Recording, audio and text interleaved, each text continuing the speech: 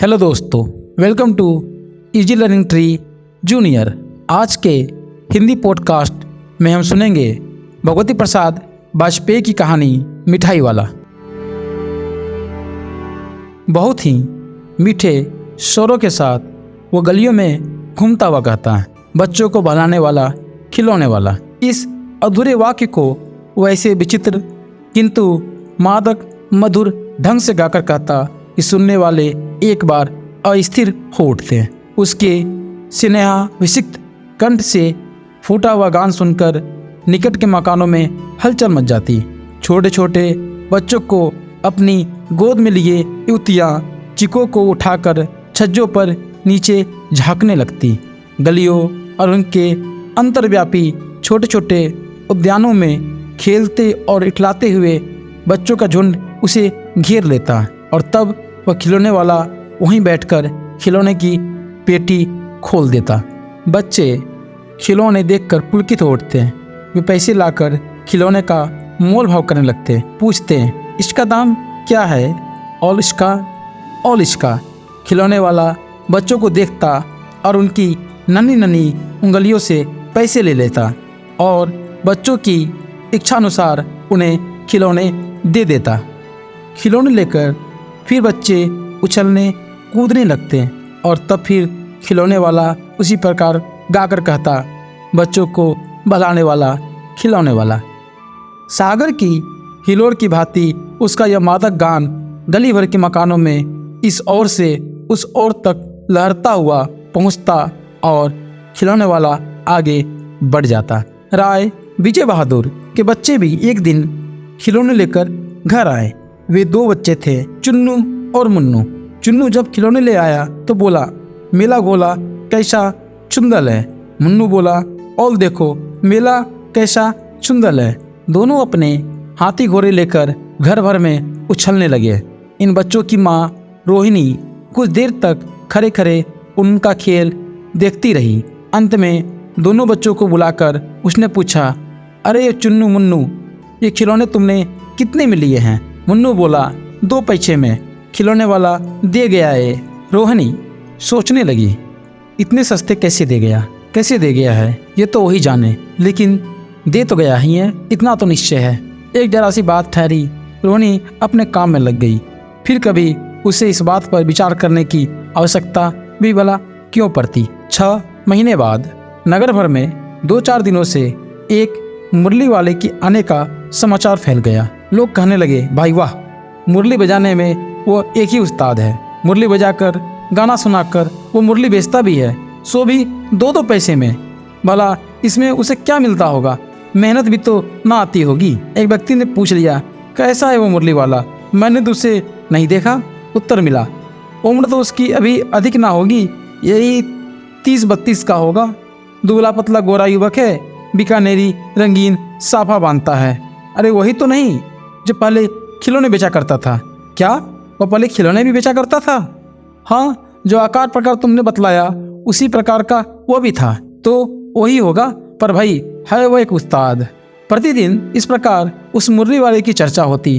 प्रतिदिन नगर के प्रत्येक गली में उसका मादक मृदुल स्वर सुनाई पड़ता, बच्चों को बहलाने वाला, मुरलिया वाला।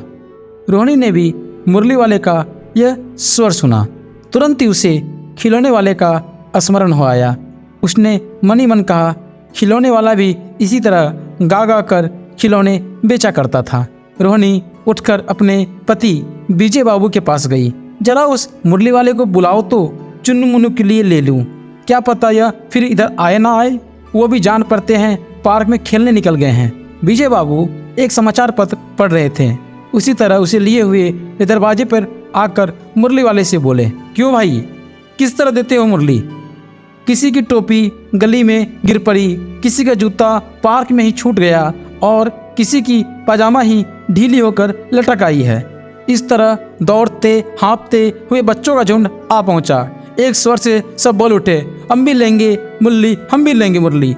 मुरली वाला हर्ष गदगद हो उठा, बोला, सबको देंगे भैया, लेकिन जरा रुको, ठहरो, एक एक को देने दो। अभी इतनी जल्दी हम कहीं लौट थोड़े ही जाएंगे, बेचने तो आए ही हैं। और हाँ, भी इस समय मेरे पास 1-2 नहीं, पूरे 57 मुरलिया हैं। हाँ बाबूजी, क्या पूछा था आपने? कितने में दी? दी तो वैसे 3-3 पैसे के हिसाब से, पर आपको 2-2 पैसे में ही दे दूंगा। विजय बाबू भीतर बाहर दोनों रूपों में मुस्कुरा दिए। मन ही मन कहने लगे, कैसा है, देता तो सबको इसी भाव से है, पर मुझ पर उल्टा एहसान लाद रहा है। फिर बोले, तुम लोगों की झूठ बोलने की आदत होती है, देते होगे सभी को 2-2 पैसे में, पर एहसान का बोझा मेरे ही ऊपर लाद रहे हो। मुरली वाला एकदम अप्रतिभ हो उठा। बोला, आपको क्या पता बाबूजी कि इनकी असली लागत क्या है? ये तो ग्राहकों का दस्तूर होता है कि दुकानदार चाहे हानि उठाकर चीज़ क्यों ना बेचे, पर ग्राहक यही समझते हैं दुकानदार मुझे लूट रहा है। आप भला काहे को विश्वास करेंगे? लेकिन सच पूछिए तो बाबूजी, असली दाम तो 2 ही पैसा है। आप कहीं से 2 पैसे में मुरली नहीं पा सकते। मैंने तो पूरी 1000 बनवाई थी, तब मुझे इस भाव पड़ी है। विजय बाबू बोले, अच्छा मुझे ज़्यादा वक्त नहीं, जल्दी से 2 ठो निकाल दो। 2 मुरलिया लेकर विजय बाबू फिर मकान के भीतर पहुंच गए। मुरली वाला देर तक उन बच्चों के झुंड में मुरलिया बेचता रहा। उसके पास कई रंग की मुरलिया थी। बच्चे जो रंग पसंद करते, मुरली वाला उसी रंग की मुरली निकाल देता। यह बड़ी अच्छी मुरली है, तुम ये ले लो बाबू। राजा बाबू, तुम्हारे लायक तो बस ये है। हाँ भैया, तुमको वही देंगे, ये लो। तुमको वैसी ना चाहिए? यह नारंगी रंग की, अच्छा वही लो। ले आए पैसे? अच्छा ये लो, तुम्हारे लिए मैंने पहले से ही निकाल रखी थी। तुमको पैसे नहीं मिले? तुमने अम्मा से ठीक तरह मांगे ना होंगे। धोती पकड़ कर पैरों में लिपट कर अम्मा से पैसे मांगे जाते हैं। हाँ बाबू, हाँ फिर जाओ, अब की बार मिल जाएंगे। दुअन्नी है तो क्या हुआ, ये लो पैसे वापस लो। ठीक हो गया ना हिसाब? मिल गए पैसे? देखो मैंने तरकीब बताई। अच्छा अब तो किसी को नहीं लेना है ना, सब ले चुके? ओ तुम्हारी माँ के पास पैसे नहीं हैं? अच्छा तुम भी ये लो। अच्छा तो अब मैं चलता हूँ। इस तरह मुरली वाला फिर आगे बढ़ गया। आज अपने मकान में बैठी हुई रोहिणी मुरली वाले की सारी बातें सुनती रही। आज भी उसने अनुभव किया, बच्चों के साथ इतने प्यार से बात करने वाला फेरी वाला पहले कभी नहीं आया। फिर वो सौदा भी कैसा सस्ता बेचता है, भला आदमी जान पड़ता है।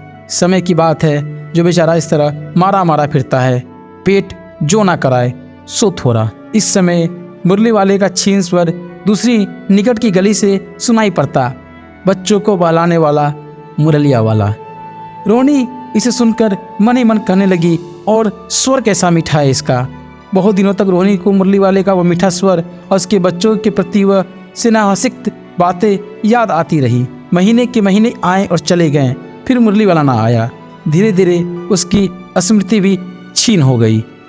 8 मास बाद सर्दी के दिन थे। रोहिणी स्नान करके मकान की छत पर चढ़कर अनजानुलंबित केश राशि सुखा रही थी। इस समय नीचे की गली में सुनाई पड़ा बच्चों को बहलाने वाला मिठाई वाला। मिठाई वाले का स्वर उसके लिए परिचित था। झट से रोहिणी नीचे उतर आई। उस समय उसके पति मकान में नहीं थे। हाँ, उनकी वृद्धा दादी थी। रोहिणी उनके निकट आकर बोली, दादी चुन्नू मुन्नू के लिए मिठाई लेनी है, जरा कमरे में चलकर ठहराओ। मैं उधर कैसे जाऊं, कोई आता ना हो। जरा हटकर मैं भी चिक की ओट में बैठी रहूंगी। दादी उठकर कमरे में आकर बोली, ए मिठाई वाले इधर आना। मिठाई वाला निकट आ गया, बोला, कितनी मिठाई दूं माँ? ये नए तरह की मिठाइयाँ हैं, रंग बिरंगी, कुछ कुछ खट्टी, कुछ कुछ मीठी, जायकेदार, बड़ी देर तक मुंह में टिकती है, जल्दी नहीं घुलती, बच्चे बड़े चाव से चूसते हैं। इन गुणों के सिवा ये खांसी भी दूर करती है। कितनी दूं? चपटी गोल पहलदार गोलियां हैं, पैसे की 16 देता हूँ। दादी बोली, 16 तो बहुत कम होती है, मतलब 25 तो देते। मिठाई वाला बोला, नहीं दादी अधिक नहीं दे सकता, इतना भी देता हूँ। या मैं तुम्हें क्या बोलूँ, खैर मैं अधिक ना दे सकूँगा। रोहिणी दादी के पास ही थी, बोली, दादी फिर भी काफ़ी सस्ता दे रहा है, 4 पैसे की ले लो, ये पैसे रहें। मिठाई वाला मिठाइयाँ गिनने लगा, तो 4 की दे दो। अच्छा 25 नहीं सही 20 ही दो। और हाँ, मैं बूढ़ी हुई मोल भाव अब मुझे ज़्यादा करना आता भी नहीं। कहते हुए दादी के पोपले मुंह से जरा सी मुस्कुराहट फूट निकली। रोहिणी ने दादी से कहा, दादी इससे पूछो तुम इस शहर में कभी भी आए थे या पहली बार आए हो? यहाँ के निवासी तो तुम हो नहीं। दादी ने इस कथन को दोहराने की चेष्टा की ही थी कि मिठाई वाले ने उत्तर दिया, पहली बार नहीं, और भी कई बार आ चुका हूँ। रोहिणी चिक की आड़ से ही बोली, पहले यही मिठाई बेचते हुए आए थे या कोई और चीज लेकर? मिठाई वाला हर्ष, संशय और विस्मयादी भावों में डूबकर बोला, इससे पहले मुरली लेकर आया था और उससे भी पहले खिलौने लेकर। रोहिणी का अनुमान ठीक निकला। अब तो वो उससे और भी कुछ बातें पूछने के लिए अस्थिर हो उठी। वो बोली, इन व्यवसायों में तुम्हें भला क्या मिलता होगा? वो बोला, मिलता भला क्या है, यही खाने भर को मिल जाता है, कभी नहीं भी मिलता, पर हाँ संतोष, धीरज और कभी कभी असीम सुख जरूर मिलता है, और यही मैं चाहता भी हूँ। सो कैसे, वो भी बताओ। अब व्यर्थ उन बातों की चर्चा क्या करूँ, उन्हें आप जाने ही दें। उन बातों को सुनकर आपको दुख ही होगा। जब इतना बताया है तब और भी बता दो। मैं बहुत उत्सुक हूँ, तुम्हारा हर जाना होगा, मिठाई मैं और भी ले लूँगी। अतिशय गंभीरता के साथ मिठाई वाले ने कहा, मैं भी अपने नगर का एक प्रतिष्ठित आदमी था। मकान, व्यवसाय, गाड़ी घोड़े, नौकर चाकर सभी कुछ था। स्त्री थी, छोटे छोटे 2 बच्चे भी थे। मेरा वह सोने का संसार था। बाहर संपत्ति का वैभव था, भीतर सांसारिक सुख था। स्त्री सुंदरी थी, मेरी प्राण थी। बच्चे ऐसे सुंदर थे जैसे सोने के सजीव खिलौने। उनकी अटखेलियों के मारे घर में कोलाहल मचा रहता था। समय की गति, विधाता की लीला, अब कोई नहीं है। दादी प्राण निकाले नहीं निकले, इसलिए अपने उन बच्चों की खोज में निकला हूँ। वे सब अंत में होंगे तो यहीं कहीं, आखिर कहीं ना जन्मे ही होंगे। उसी तरह रहता, गुलगुल कर मरता, इस तरह सुख संतोष के साथ मरूंगा। इस तरह के जीवन में कभी कभी अपने उन बच्चों की एक झलक सी मिल जाती है। ऐसा जान पड़ता है जैसे वे इन्हीं में उछल उछल कर हंस खेल रहे हैं।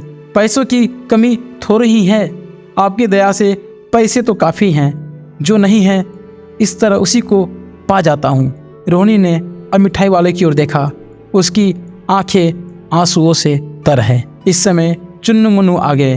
रोहिणी से लिपटकर उसका आंचल पकड़ कर बोले, अम्मा मिठाई मुझसे लो। यह कहकर तत्काल कागज की 2 पुड़िया मिठाइयों से भरी मिठाई वाले ने चुन्नू मुन्नू को दे दी। रोहिणी ने भीतर से पैसे फेंक दिए। मिठाई वाले ने पेटी उठाई और कहा, अब इस बार ये पैसे ना लूँगा। दादी बोली, अरे अरे ना ना, अपने पैसे लिए जा भाई। तब तक आगे फिर सुनाई पड़ा उसी प्रकार मादक मृदुल स्वर में बच्चों को बहलाने वाला मिठाई वाला।